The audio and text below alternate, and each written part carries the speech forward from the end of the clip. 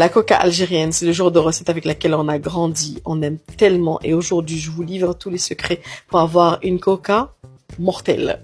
Tu vas commencer par mettre un bol d'huile, un bol d'eau, de la levure chimique, du sel et de la farine jusqu'à l'obtention d'une pâte qui se ramasse. On la couvre et on laisse de côté.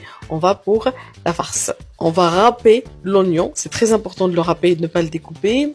Sel, poivre, paprika, de l'huile et on va laisser suer. On va ajouter le concentré de tomate, on mélange bien, on va râper 2 à 3 belles tomates et on va les ajouter.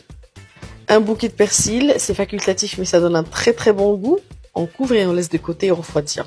Le secret, il réside dans cette préparation. Fécule de maïs avec huile et un peu de levure chimique. On va étaler notre pâte et badigeonner avec cette préparation toute la surface.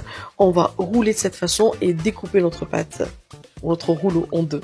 On va étaler la première partie sur papier cuisson, la disposer sur la plaque qui va au four et faire la même chose pour la deuxième partie. On étale la farce de la sorte sur la première partie de pâte. On met du fromage, c'est facultatif.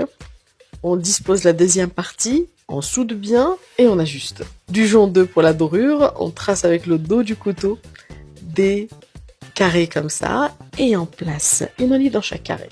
Le four est préchauffé à 180 degrés et on fait cuire pour à peu près 1 heure. Et là, je vous parle de notre lave-vaisselle Maxwell, gain de temps garanti, 3 paniers, 14 couvercles, 6 programmes, un cycle rapide et un séchage parfait. Voilà, notre coca est prête, elle est juste magnifique. Bon appétit avec Maxwell et à bientôt.